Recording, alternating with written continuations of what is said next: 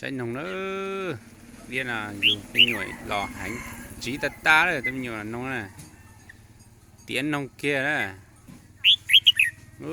chỉ ta đấy nè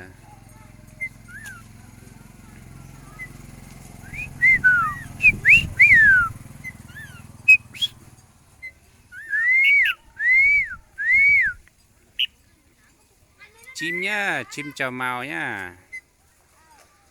chim chào mào nuôi từ nhỏ nhá, thuần quá đấy nhá.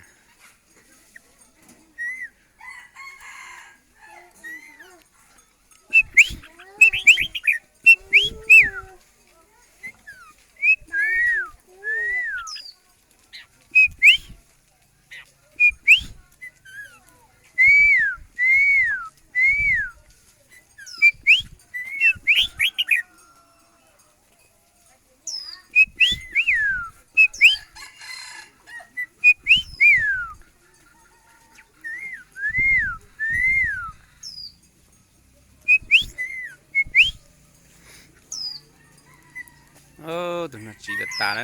cho mấy gì mà trong cơ đó trong màu này thuần có thể làm mùi được nhá, con này làm mùi thoải mái rất chuẩn luôn, cực kỳ đẳng cấp luôn, con này chọi rất tốt.